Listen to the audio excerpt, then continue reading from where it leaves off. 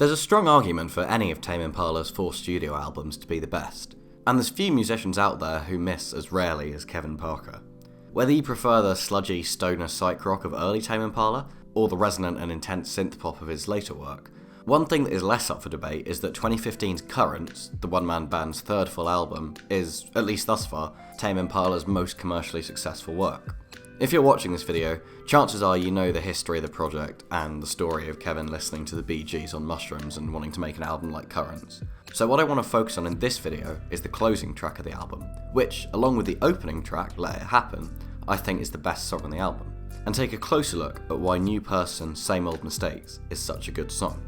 The opening of the song uses a vocal synth of Kevin's voice, the kind made by singing an R sound for a few seconds, hard tuning it to be exactly on pitch, and then putting it into a sampler, and then applying liberal reverb, something Tame Impala is really known for doing. This sound is something that crops up again and again on Currents, and is something of a signature sound for the album. That being said, it's by no means the first album to use this. A similar technique was employed by the band 10cc all the way back in 1975, with their song I'm Not In Love. I'm not in love, so don't forget it. A song that sounds relatively Tame Impala-like for a song that came out in the mid-70s. The part of the music that stands out the most is the song's distinctive bass line, which is set in C Phrygian, a mode which has the characteristic note of a flattened second. If you Google the key of New Person, Same Old Mistakes, most places will say G sharp or A flat major, but the tonal centre of the piece is C, and the D flat acts as the characteristic flattened second, since the bass resolves to a C rather than an E flat.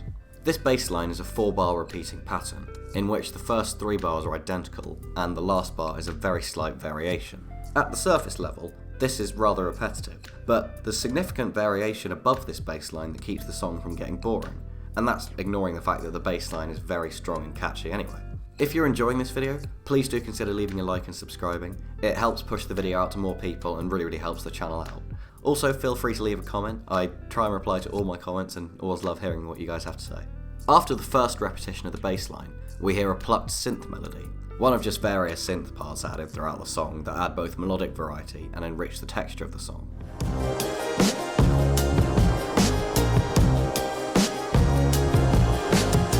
The drum pattern in the song is also quite interesting. The drums are based on a familiar kick-snare pattern with a constant shaker in the background. But as well as this, open hi-hats are used quite liberally, injecting a sudden prominence to the drum pattern. For example, in bar 5, we hear the crash cymbal on the 2, 2 and 3 and of the bar. After the second repeat of the bass line, there's half a bar of silence where we otherwise might have expected a drum fill. Firstly, this adds a bit of variety, but also, since the song's production is so rich, pulling the drums out whilst the plucked synth is playing semiquavers stops it from becoming too busy too early on in the song. In an interview with Pitchfork, Kevin Parker called the beat a normal hip-hop beat, moving from the snare to the rim shot, and pointed out that at the start of the song, you can hear that he's not quite decided on where he's going to play the snare and where he's going to play the rim. As the song enters its first verse, the harmonic framework remains the same. The bass line continues, except it's now doubled, mostly identically, in the vocal part. I can just hear them now. How could you let us down? The shakers stop, making the whole song open up a little, and feeling like it might even be slowing down slightly. As the verse progresses, more and more is introduced and reintroduced. For example, a synth pad and something that sounds a bit like synth brass, as well as the reintroduction of the shaker.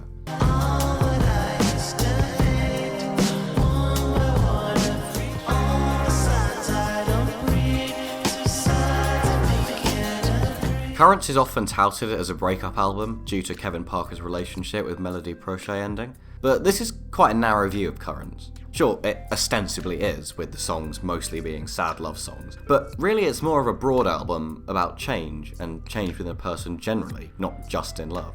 There's a number of things one could interpret the opening verse as being about specifically, whether it's relationships or a change in musical direction from Tame Impala, or something else. But broadly, Kevin addresses criticism he knows he will face as a result of the change he's described across the whole record, quoting those who criticise him as saying, "How could you let us down? The end of the verse sees Kevin turn the lens on himself, highlighting that two sides of him can't agree. One peculiarity is the sound of an unplugged electric guitar. In a song laden with rich production and lush synthesizers, this really unpolished sound, rarely heard outside the realm of midnight guitar practice, immediately captures the ear.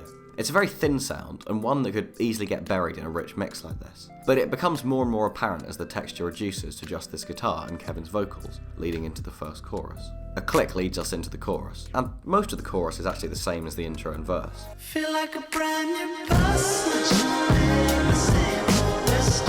The bass line is the same, the synth brass is the same, and the plucked synth from the intro returns. The drums are mostly the same as well. But over the second repeat of the bass line, a ride cymbal is introduced to the drum part, making it feel a lot more busy and, well, chorus-like. Over the third repeat, the synths stop playing, making it the sparsest section of the chorus. But the most interesting part here is the two vocal parts. The backing part sings the same melody as the verse, whilst the main part sings a new melody. Looking at the sheet music, you can clearly see that across the first two repeats of the bass line, it gradually becomes more and more backing vocal heavy, and this plays into the lyrics. The main vocal is singing about feeling like a new person, accepting the positive aspects of change, whilst the backing vocal is a doubting voice slowly creeping in. As the chorus goes on, the doubting voice gets louder and louder, being heard every bar rather than every 2 bars, whilst the main voice gets more sparse, including 3 bars of near silence. It's only at the end of the chorus that the main voice gets its dominance again, reaching the highest point in the vocal line so far, well up in Parker's falsetto.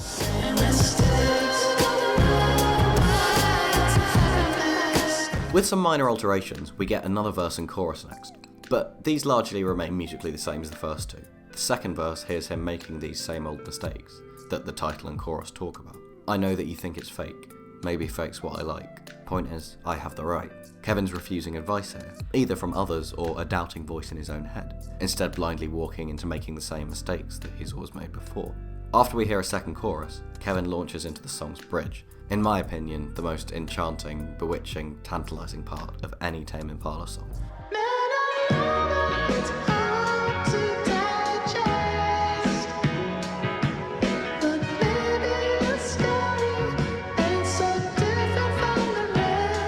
The vocal part in the bridge is much higher than before, leaning really heavily into Parker's signature falsetto sound.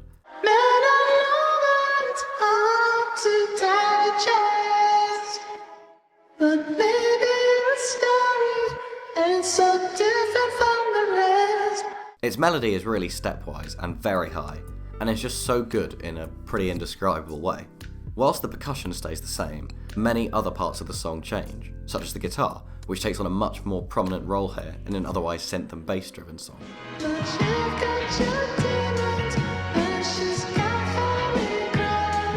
Halfway through the bridge, a second guitar enters, playing a high ostinato.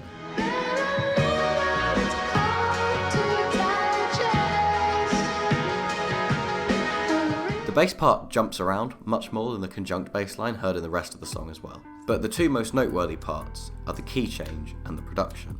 The key shifts into an A-flat minor sound here, rather different from the C Phrygian that came before, marking the bridge as a really unique section of the song. Furthermore, the production here sounds more obscured and distant, creating an almost over-the-phone kind of sound. This is done by cutting off the high and low frequencies, leaving only the mids, creating a much thinner sound. Since phone technology allocates smaller amounts of bandwidth, this is why it's similar to an over-the-phone effect. I've tried not to talk about music production too much in this video, because most discussion of Tame Impala centres on the music production, but it's really unignorable since it's such a huge part of the aesthetic. After the bridge, we get a short interlude, moving back to C Phrygian. One synth plays a semi-quaver scale in thirds, and the other plays a quaver scale in thirds, creating different overlapping harmonies between the two.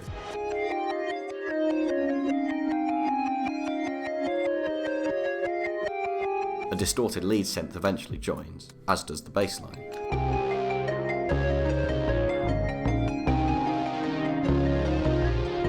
Before it resolves and launches back into one final chorus.